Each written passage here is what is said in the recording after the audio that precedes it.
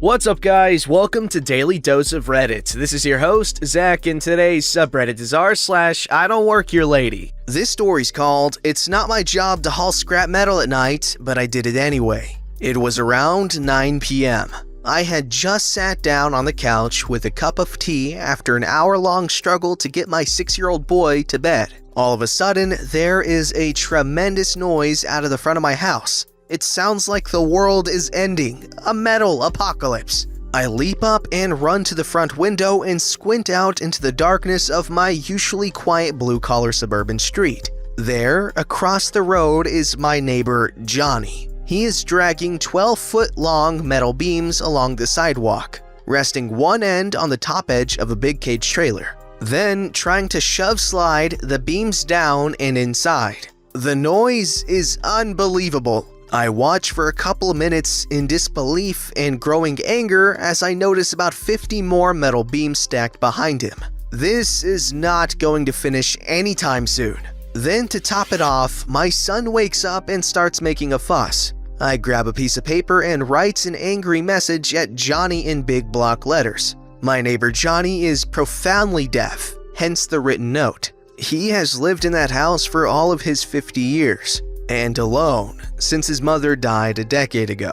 He hasn't done so well by himself, I think. His house has fallen into disrepair, and he has hoarded so much scrap metal it has filled his property and flowed over the outside of his wall, encroaching on the sidewalk. I know the mess drives other neighbors crazy, but I don't particularly care. Makes me feel less guilty about not mowing my lawn as often as I should. Apart from the eyesore, he's never bothered me in any way. I've barely had anything to do with him at all over the years, to be honest. At 9 p.m. last night, however, I was spitting mad. Another huge boom echoes outside. Fantasies of physical violence flash through my mind. The blood rage takes me. I grab my angry note, put on my slippers, and storm out the door in my pajamas, straight over to him. I am a tall, heavy-built, pretty mean-looking guy. Johnny is about 5'5" and looks like a shrunken version of Zach Galifianakis. My appearance startles him, and he looks up at me with a worried face, still holding one end of a metal beam, sweat running down his cheeks. I'm about to unleash on him. I look down at this small, hairy, deaf hobbit man in front of me. I look back across the street at my son watching us from behind the screen door. I look at the angry note in my hand. My anger evaporates and is replaced by something else. I feel ashamed. I consider how he's been deaf since birth and may not even realize how noisy he's being, and I feel even more ashamed. I shove the note in my pocket before he sees it. I point to my chest, then do a weightlifting motion with my hands. His face brightens, and he nods excitedly. I walk over and grab one end of a beam. He grabs the other. I start helping him haul these 90-pound metal beams into his trailer. After 20 minutes, I'm breathing hard, and we finally get to the last one. I feel him squeeze my arm. He's smiling up at me and mouths, "Thank you," the only word we exchanged the whole time. I nod and go home. A couple minutes later, I'm in the bathroom, washing the dirt and sweat away, and my son comes in. He's angry and confused, like a disappointed mob that didn't get to watch the hanging they were promised. "Why didn't you shout at him, Daddy? You should have taught him a lesson. He's an idiot." Idiots being the strongest word in my son's vocabulary. I sit him down on the couch and put my arm around him, cuddle up. I talked to him about the different ways I could have handled that situation, and about neighbors and helping and being kind, and about how you meet all types of people in your life, and the story of the scar by my eye, and how much I regret the times I've been aggressive in my life. He's silent afterwards and seems to be deep in thought as I carry him back to bed. I drove past Johnny today, and he waved and did a bicep flex at me. Like, "Hey, aren't we the two metal-hauling muscle men of the street?" I couldn't help but chuckle. Well, that was wholesome. And I really appreciate how the Redditor here, he really took the opportunity to teach his son a lesson about not immediately resorting to violence, and how helping someone out can really benefit both of you guys, because the guy wanted the stuff in the trailer and he wanted him to shut the hell up. This story's called, I Almost Got in Trouble with a Manager I've Never Worked Under. First post here. I was directed here after telling a friend about this. So, a few months ago, I stopped working at a large chain retail or grocery store. I had worked there for around 2 years. They don't necessarily have a set uniform. Each department wears something slightly different but still with the store logo. Sometimes, if you're just filling in or are a new starter or temp without a uniform, you can just wear smart clothes, but still with the name tag. Cut to earlier today. I had just been to an interview, so I was wearing somewhat smart clothing, blouse and black trousers, and had popped into said store for some groceries on my way home.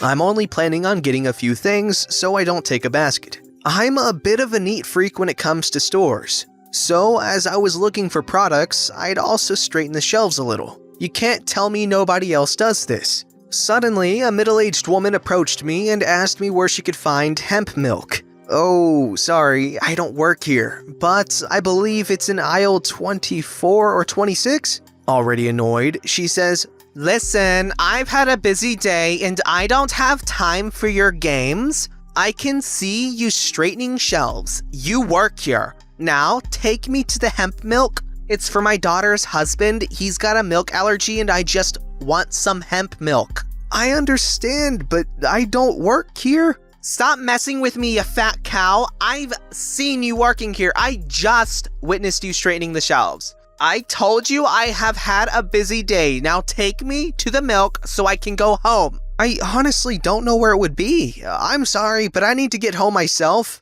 I move around her to carry on with my day, but as I do so, a manager I don't recognize walks down the aisle. The lady screams at him about me not helping her. I turn to him to explain that I don't work here, but before I can say anything, she's shouting and pointing at me. And there are customers around us watching what's going on. The manager is obviously new to the store and is likely embarrassed at the other customers looking at us. So asks the lady and I if we could come to the back of the store. This is normal. There's a couple of security rooms at the rear of the store for interviewing irate customers and staff that had broken rules, lost money, etc. I try to explain through her shouting that I don't work there, but I follow along anyway. The manager asks the lady to wait in one room whilst he opens the one next to it and waves me inside. Before I can speak, he starts saying that as a new starter, I should be trying to make a good impression on the company, and that I can expect to be fired for ignoring and being rude to a customer like that. Before I entered, one of the supervisors I used to know well comes into the hallway the rooms are on. It connects to the shop floor to the colleague toilets, and sees me. He immediately starts chatting, asking how I am, etc. He then realizes I'm going into a security room and questions it. I explain that a customer thinks I'm being a rude employee and that I haven't been able to get a word in edgewise to explain to this manager that I don't work here. The old supervisor immediately starts laughing at the predicament, saying that I left months ago, and the manager, still holding the door, flushes bright red with embarrassment. He starts apologizing profusely to me, stating that he's new here and hasn't had a chance to meet the colleagues properly. He even offers me vouchers. Luckily, I'm in pretty good spirits and laugh it off. Poor guy seemed stressed beyond belief. I left to go to the shop floor as he went in to speak to the customer. So I don't know how she took the news, but hopefully he came out alive. Isn't it a fantastic thing when you can just laugh something off? Because, I said again. I say that a lot, and you guys point that out in the comments, and now I'm self-conscious. This story's called Operation Karen. After an amusing stint of Reddit reading videos, I discovered this sub and thought you'd appreciate this. My first job after university was as a software consultant under a company that handled large, bespoke software solutions for big finance companies, banks, and government. After about a year with a number of projects under my belt, I was sent on my way to a new client, an offshore admin department of a major UK bank, to work on some bespoke project for the banking system. This was approaching 10 years ago.